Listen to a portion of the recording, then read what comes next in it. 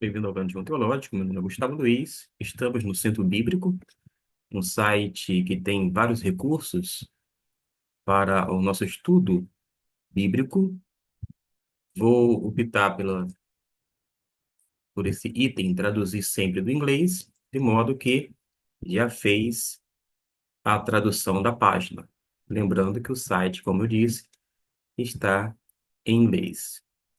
Eu vou recorrer, primeiramente, ao texto interlinear. A princípio, nós temos o texto de Gênesis, capítulo 1, versículo 1.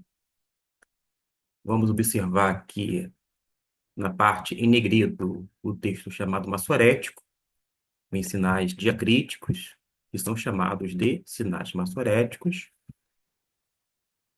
Acima nós temos a transliteração, Bereshit bara Elohim et hashamai ve'et haaretz. É o primeiro versículo. Observe que nós temos algumas informações. Quando você coloca o mouse na palavra, vai dizer Bereshit no começo e a sequência de ocorrências na Bíblia. Quando você vem aqui abaixo, já da tradução em português, porque a página toda já foi traduzida através daquele recurso inicialmente feito e utilizado assim que comecei o vídeo, ele oferece a opção, as informações. Por exemplo, numa referência ao B, nós temos aqui o bet com Shevá. Este B indica aqui uma preposição, seguido de informações preciosas a respeito da palavra de Deus. Da mesma forma, quando você clica, coloca o mouse em cima do verbo bará, que significa criar, vai ter a seguinte informação: verbo, modo cal, perfeito, terceira pessoa do masculino singular. Desculpe aí o ato falho, mas nós temos uma outra informação como o et. O et, ele é, quando você coloca aqui, é o marcador de objeto direto. Não sei de onde algumas pessoas tiraram a ideia de que todas as vezes que aparece o et, está sinalizando para a pessoa de Jesus.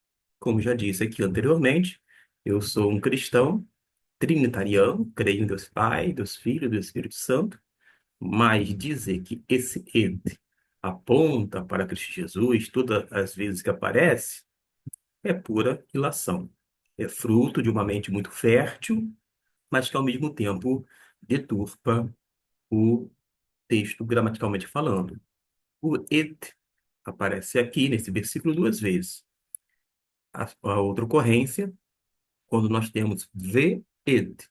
O ve é o chamado verbo conjuntivo, é traduzido como e o et está ali uma vez mais para marcar ou indicar o objeto direto. Porque no caso, Deus, quem cria, cria alguma coisa. E cria o quê? Cria os céus. E a outra marcação está dizendo que criou também a terra. Somente isto. Quando a gente vai para o texto do Novo Testamento, aleatoriamente coloquei, estamos aqui, Tiago, Jacobos é o nome de Tiago, James no inglês, Jacobos no grego. A gente pode fazer, agora a gente faz a leitura não mais da direita para a esquerda, e sim da forma usualmente feita no nosso idioma. Vamos para a transliteração. Jacobos, Teu, Kai, Kyrio, Iesu, Christu, Doulos. Eu fui até a vírgula aqui. Não sei se dá para destacar, deixa eu ver aqui. Eu fui até essa parte aqui, ó. acabou vindo tudo por tabela, um destaque, mas é aqui que eu fiz e você vai obter essas informações. É, para os, quando você vai para essa parte aqui da transliteração, abaixo vai ter mais informações, correto? Por exemplo, aqui está em inglês as siglas, mas toda vez que aparecer um N, da forma que está aqui, N, tracinho, que é o hífen, NMS.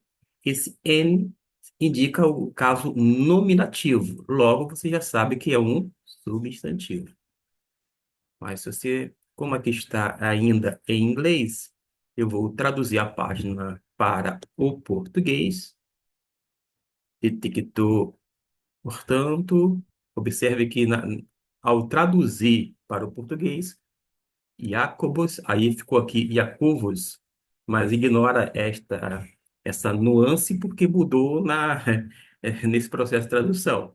Mas continua, James, de Deus e do Senhor, até a vírgula, Cristo, um servo, na tradução. Mas o que a gente importa é isso aqui, ó. Nós temos é um substantivo, no caso, nominativo, masculino, singular. Quando a gente vai para a palavra teu, substantivo, genitivo, masculino, singular. Cai é uma conjunção, neste caso, uma conjunção aditiva, e seguido do Senhor, Kyrio. Kyrio, a ideia aqui é, naturalmente, gramaticalmente falando, um substantivo, o caso é genitivo, masculino, singular. Aproveito para explicar como é que a gente identifica o caso genitivo. Lembrando que existem 8 casos dos quais eu trabalho. As gramáticas mais antigas trabalham com esses 8 casos. Algumas modernas, vou dizer assim, adotam um sistema de 5 casos. De qualquer maneira, a gente vai ter a informação por essa terminação do TU. Observe que termina com um ômicron e um Y. Quando há um encontro, por dizer, vocálico do O com Y, forma o som de U. U. Você não diz T-oi, e sim T-U, ok? T-U, da mesma forma, ó, cai, Kirio, Kirio, não é Kiriu, Kiriu, Kiri, oi, não é isto. É Iacobos, T-U, cai, Kirio. Só o fato de terminar em ômicron e Y, que é o ditongo que eu falei, já indica o caso de posse. Por exemplo, assim, a casa é de João. A casa de quem? De João. Esse de, ou do, ou da, dentro do caso genitivo, vai ter essa terminação. E você observe que tem essa concordância gramaticalmente falando. Iacobos, teu, kai, Kyrio. Esse TU termina, a terminação é semelhante ao Kyrio, porque indica que é de Deus, por sua vez, do Senhor. Tá bom? São algumas nuances que a gente pode observar. Mas depois de fazer essa pesquisa, a gente, já que está em Tiago, a gente pode recorrer a algum comentário. Particularmente, quando a gente vai para o comentário, vai oferecer aqui uma dezena deles. Temos na mesma página, expositivo e exegético. Eu, particularmente, opto pelo exegético, embora não dispense, em hipótese nenhuma, o expositivo. Mas nós vamos obter algumas informações, e eu vou para o expositivo, embora a minha preferência é pelo exegético. Tiago, um servo ou escravo ou servo, porque a ideia é de doulos. Tiago, servo de Deus e do Senhor Jesus Cristo, a ideia de servo ali, pela palavra doulos, é escravo. Alguém está atrelado ao seu senhor, ao seu amo. Jesus é o amo de Tiago. E mesmo Tiago, sendo meio-irmão de Jesus, porque ele era filho de Maria, ainda assim, ele se considera um escravo de Cristo Jesus. Ele dá essa primazia à pessoa bendita de Cristo. E de Deus e do Senhor Jesus ligado a ele, isto é, em devoção e amor. Da mesma forma que está dizendo uma referência a São Paulo, né, que é o apóstolo Paulo, há uma referência lá de Romanos, capítulo 1, versículo 1. A gente não vai fazer a leitura aqui, mas você pode observar a mesma coisa se encontra na epístola segunda de Pedro, capítulo 1, versículo 1, e Judas, que foi também irmão de Tiago, portanto, por tabela, era meio-irmão de Jesus, filho de Maria. E eles começam as suas cartas, se identificando como servos, isto é, escravos de Jesus. Lembrando aqui que o escritor foi identificado com Tiago Justo, primeiro bispo de Jerusalém, irmão de Nosso Senhor. E vai ter outras informações, conforme você vai ver, tanto de um lado quanto de outro. No tocante nessa parte exegética, eu vou ver se eu encontro, você vai obter algumas informações que eu julgo importante, principalmente para quem já está dominando o idioma grego. Isso se aplica também para o hebraico. Se você for para textos do Antigo Testamento, você pode se valer desses inúmeros recursos, dicionários, tudo de forma gratuita, não é pirataria, é um site onde disponibiliza todas essas ferramentas para facilitar a minha vida, a sua vida, enfim, a nossa vida. De modo que a gente tem uma série de ferramentas. Eu, antes mesmo de finalizar, embora a gente vai ter que fazer o processo de tradução, caso você não saiba as línguas nas quais você pode utilizar em termos de versões, mas você pode aqui escolher, ó, quando fala aqui multi, é uma referência a várias versões de Bíblias. Como eu disse, vai aparecer um emaranhado de versões, a nova versão internacional, como está a referência em Tiago, capítulo 1, versículo 1, vai aparecer, ó, o texto crítico de 1904, Nestre Aland. Este aqui também é um texto crítico de 1881.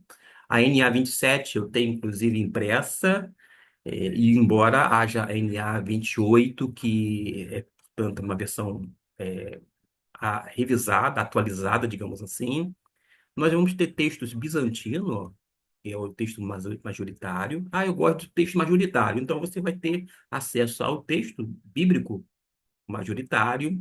Ah, eu gosto, vou dizer assim, do texto receptus. Vai ter aqui o texto recebido. Ah, o texto crítico, que já foi mencionado anteriormente. E a gente tem uma infinidade de versões em língua inglesa, também aqui em espanhol e assim por diante. São várias Bíblias, até em russo. E se você for utilizar o recurso do Google, você vai clicar com o mouse na parte com o botão direito, optar por traduzir para português e todas essas versões que você observou aqui, está visualizando, vai justamente traduzir automaticamente. Mas você vai poder optar, de repente, olha, texto bizantino é o majoritário. Eu cliquei nele, antes de nós terminarmos, vai aparecer, ó, o texto bizantino, que é o texto majoritário. Eu gosto desse texto, eu quero me basear nele. Que seja, já está acentuado. Jacobus teu kai Kyrio Iesu Christu doulos, tas dodeca, filais tais en te, diaspora, hairen. É isto aqui. Eu fiz a leitura desse primeiro versículo utilizando o texto majoritário. Tá bom? Fica aí a dica deste recurso, um centro bíblico, onde há um monte de material para você ler e aprender cada vez mais e mais a palavra de Deus. Espero que tenha gostado dessa caminhada até aqui. Deus abençoe rica e abundantemente a sua vida. Amém.